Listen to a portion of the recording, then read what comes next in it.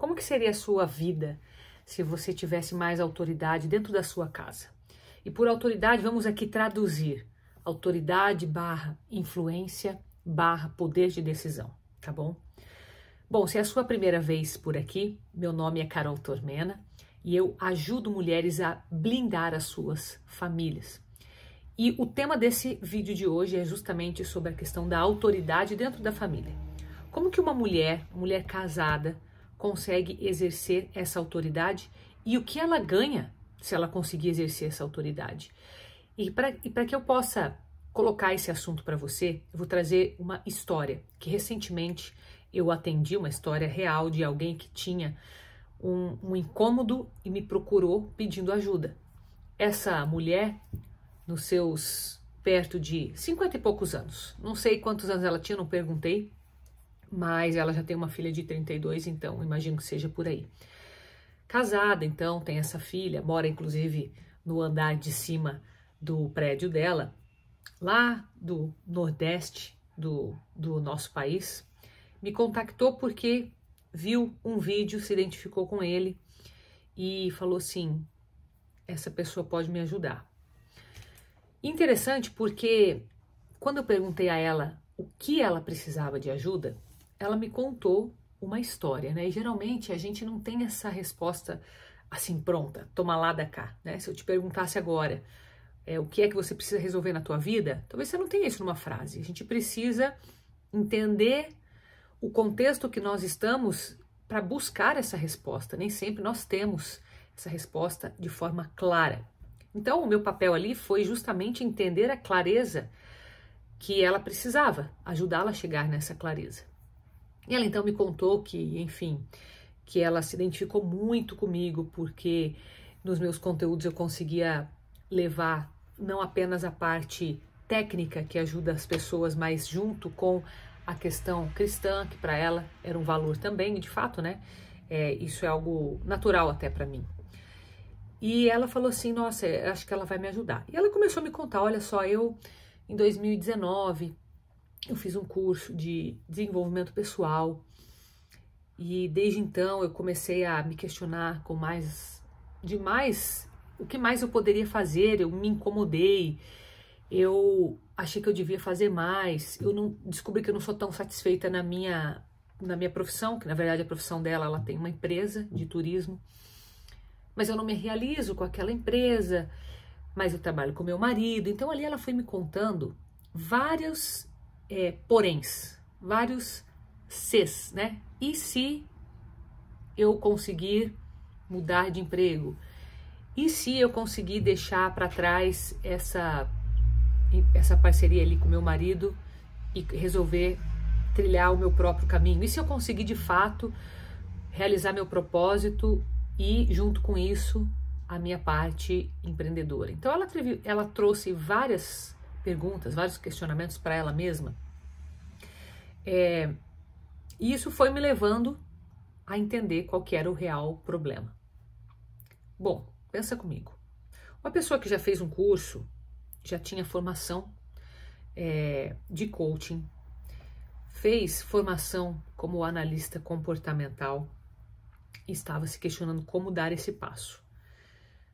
Queria se tornar uma comunicadora nessa área e tinha o propósito pessoal dela de evangelização para ajudar as pessoas, enfim, ela queria conectar isso de alguma forma. Falei, tá bom. Qual que é a pergunta por trás de tudo isso que ela está me trazendo?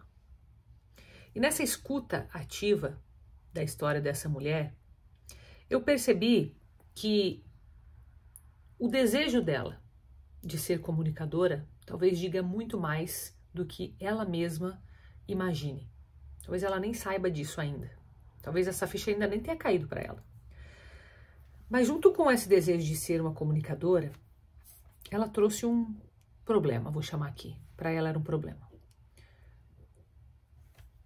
Que ela já escutou que ela fala demais, que talvez isso pudesse ser um dom, mas ao mesmo tempo ela não sabe como colocar bem as palavras, que ela já escutou isso do marido, que o marido dela é bem centralizador, e tudo isso ela trouxe na conversa. E eu fui anotando, escutando, ligando os pontos. E eu pensei, o que uma pessoa que busca uma comunicação, que se sente de alguma forma presa, porque o marido centralizador, sem querer, às vezes não é porque ele quer, mas a pessoa que centraliza tudo nela, ela acaba tomando o poder de decisão e acaba meio que prendendo a outra, se a outra permite. Então, esse sentimento ali de estar presa, de talvez não poder de fato trilhar o caminho que ela achava ser o certo, fazia com que ela sentisse dúvida, frustração principalmente, fazia com que ela se sentisse incomodada porque internamente ela sabe o que ela tem que fazer. Mas externamente ela decide não fazer. Por que isso? Porque todos nós temos algum ponto na nossa vida em que a gente sabe qual é o caminho e a gente deixa de fazer. Talvez no caso dela, e aqui só pensando eu com a minha própria mentalidade, talvez seja justamente essa dependência afetiva que faça com que ela não dê um passo. Porque veja, uma pessoa que tem conhecimento, ela tem o conhecimento, ela fez formação, o problema ali não é o conhecimento. O que significa que, vamos voltar ao tema aqui, autoridade não se resume a conhecimento. E quando ela falou assim, nossa, eu vi em você uma autoridade no jeito de falar. Isso significa que eu sei mais do que ela? Pode ser que sim, em algum aspecto, porque me especializei em várias áreas, me especializei em mentoria, me especializei em desenvolvimento pessoal, ela viu isso. Mas não só isso. A autoridade que ela se referia ali era na forma de falar, na segurança em falar. Agora, pensa comigo. Como que uma pessoa que está emocionalmente presa, vamos colocar uma aspas aqui, porque é algo que eu estou imaginando, alguém emocionalmente presa, como que ela vai passar essa segurança para outras pessoas? Seja para ajudar. Se a gente não se liberta antes, a gente não consegue ajudar. O que me leva a pensar que essa questão da autoridade é algo muito importante, porque do mesmo jeito que a gente precisa definir os nossos caminhos profissionais, a gente também pode decidir os nossos caminhos perante as pessoas que a gente ama. Então, quando eu falo que existe um marido centralizador ou que existe um filho dependente, não estou falando de dependência química aqui, dependente afetivamente, que não faz nada sem a mãe, ou que para tudo precisa de aprovação, né? Existe muita dependência afetiva no nível adulto. Quando eu falo disso, enquanto a pessoa não se liberta desse sentimento que ela mesma tem, porque se o filho tem, se o marido tem, é porque ela também tem isso, porque eles estão num núcleo ali familiar. Enquanto a pessoa não tem isso, ela não consegue criar uma autoridade. Por quê? A gente escuta aquelas pessoas que passam segurança pra gente. Então, na verdade, o que está por trás de uma autoridade é a segurança. A segurança. Veja, a segurança ela vem da verdade, né? Se a gente olhar para a autoridade de Jesus Cristo, quando foi mencionado a autoridade dele, ele falava com a autoridade de quem sabia o que era verdade, de quem sabia o que ia acontecer. E quando ele falava de vida eterna, ele falava com autoridade, né? E as pessoas falavam dessa autoridade porque da onde que vem esse conhecimento dele? Então elas não estavam questionando o conhecimento, estavam acreditando nele porque ele tinha uma segurança, ele sabia o que ele estava falando, ele conhecia. E saber é diferente de conhecer. A pessoa que conhece Jesus, conhece o Pai, Jesus conhece a eternidade porque ele veio da própria criação, ele é o alfa e o ômega, ele é Deus, né? Então, nesse sentido, ele sabe, ele conhece. Não é um estudo que a gente faz, não é um saber do tipo, eu vou pegar esse conhecimento aqui, quero me especializar nessa área, vou estudar bastante e com isso eu vou ter autoridade. Isso vai te ajudar, mas não vai fazer com que você tenha segurança. Um exemplo clássico está aqui. A pessoa, e ela é um exemplo, tá? A pessoa tem formação, já fez, sabe fazer. Talvez não tenha prática, né? Talvez ela não tenha resultado ainda, ela não sabe se aquilo que ela aprendeu realmente funciona na prática. Então essa dúvida combate justamente o quê? A segurança. Jesus falava com autoridade igual segurança. A segurança de que ele sabia o que ele estava falando a verdade e é aquilo que vai acontecer. A mesma coisa, claro, aqui a gente tem que fazer um grande paralelo, né? A gente se espelha em Jesus Cristo, mas a gente não é igual a ele, porque ele é Deus, mas a gente tem que se espelhar nele, então a gente nunca vai se comparar a ele no sentido, eu busco autoridade, não é uma autoridade divina que nós estamos falando, né? Que tem que ter essa diferenciação. Mas a autoridade que nós buscamos é a autoridade de, primeiro, trabalhar com a verdade. E a verdade humana é o quê? Conhecer os seus próprios limites e conhecer os seus próprios potenciais. Isso parece clichê, porque é muito falado, né? Mas isso é tão importante e, ao mesmo tempo, não é tão fácil assim da gente reconhecer os nossos próprios limites e, inclusive, os nossos potenciais. Às vezes, quando a gente tem que fazer uma simples lista se fosse uma entrevista de emprego, né? Escreve aí algumas qualidades suas, alguns defeitos. Não, vai além.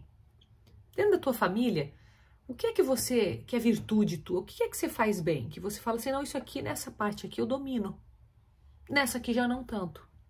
Geralmente, numa família, tem aquela parte do casal que é mais centralizador, vamos pegar esse exemplo aqui, mais centralizador ou mais analítico, ou mais, vamos dizer, metódico, geralmente tem mais habilidades para lidar com as finanças da casa, por exemplo. Ele sabe que se ele pegar para fazer, vai sair bem feito, é natural para ele. Talvez ele não tenha a mesma habilidade na educação dos filhos, na comunicação com os filhos, talvez ele tenha até que melhorar bastante a comunicação, e o outro lado faz. Então, a gente tem que saber reconhecer os nossos limites para que, como família, a gente possa aprender, claro, mas também falar assim, olha, isso aqui eu sei que é falha em mim, então eu preciso entender uma forma diferente de fazer. Não é fácil fazer esse exercício, não é simples, não é fácil. Agora, quando a gente reconhece essas limitações, esses potenciais, e nós trabalhamos com essa verdade, ou seja, reconheço meus limites e não tento escondê-los. Na verdade, reconheço e faço algo a respeito, porque não adianta a gente simplesmente falar, eu tenho essa limitação e não adianta, eu não tenho o que fazer, não dá para contar comigo nisso. Não, porque além da gente trabalhar com a verdade, a gente tem que trabalhar com o comprometimento. Por quê? O comprometimento gera essa segurança. Então, se você está lidando com a verdade, então olha que autoridade no sentido humano.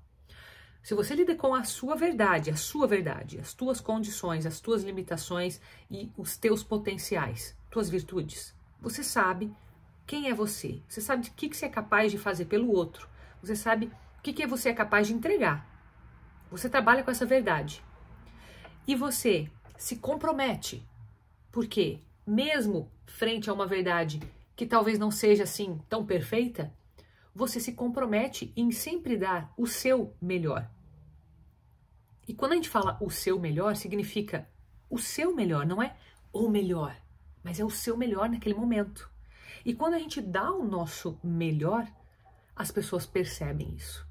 E essa segurança que vem da autoridade vem por esses dois fatores, basicamente. Porque você reconhece, você tem um autoconhecimento forte, você se reconhece nas suas fraquezas e limitações, e também nos seus potenciais, e você trabalha com esta verdade. Você não tenta encobrir nada, você não tenta exagerar nada, nem para mais nem para menos. E além disso, você se compromete com quem? Com você mesmo, com o outro, em ser melhor a cada dia, em dar o seu melhor. Geralmente, essas duas combinações geram autoridade. Carol, e por que não é todo mundo que tem? Porque se for para pensar, todo mundo pode criar uma situação de autoconhecimento muito forte e para trabalhar com essa verdade e também de se comprometer. É algo que está disponível. Então vamos entender. Está disponível para todo mundo. Agora eu vou usar uma frase. Muitos são os chamados, poucos os escolhidos. O que quer dizer isso? Está disponível para todo mundo.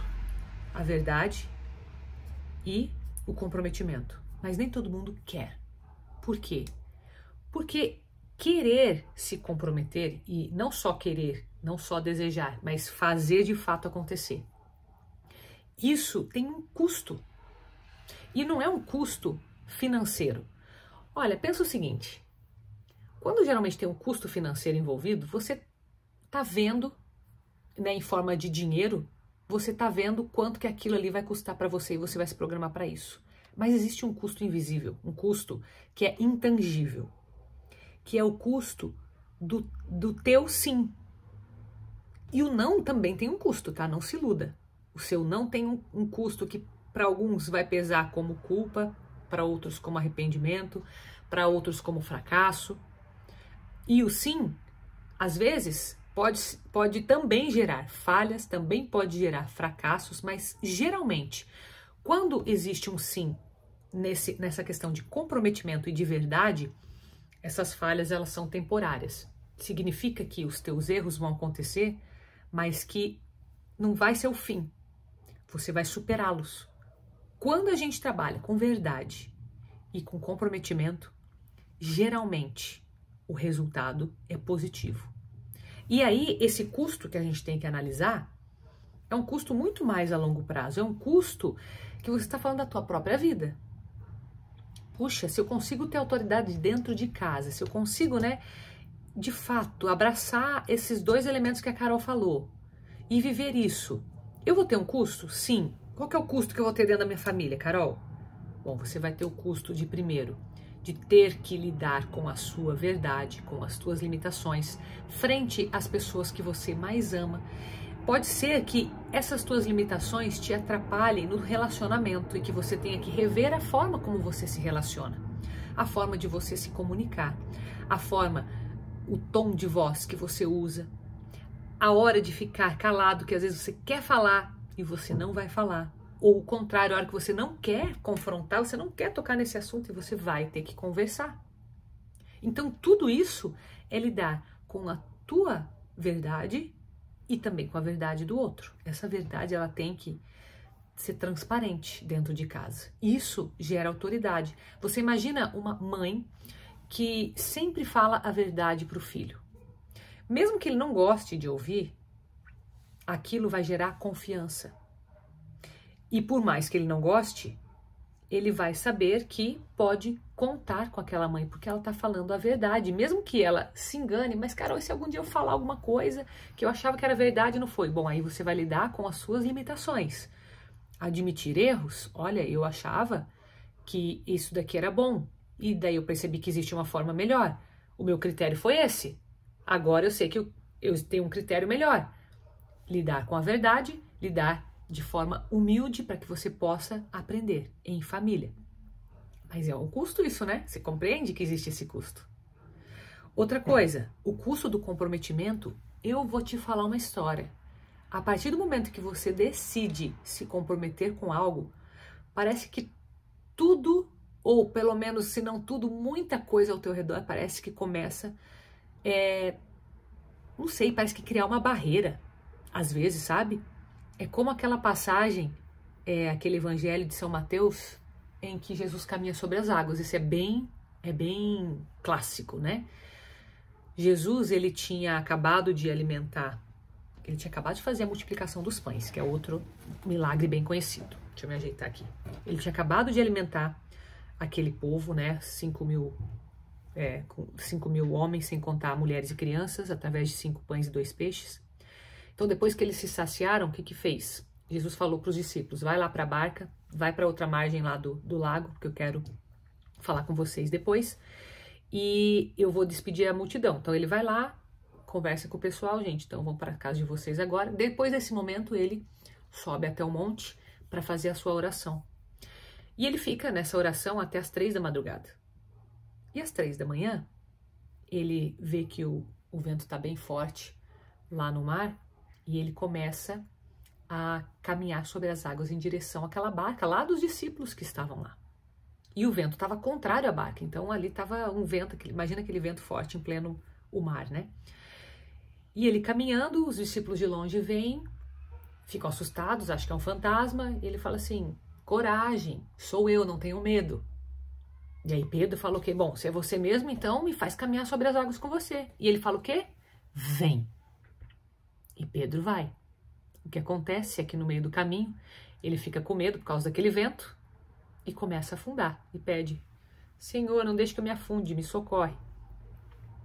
Homem fraco na fé.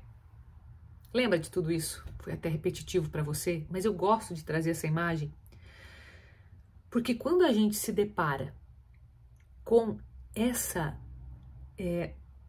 cena, a gente entende essa questão da autoridade e como que a gente tem que estar fincado na fé. Porque a fé faz com que a gente enfrente turbulências na nossa vida.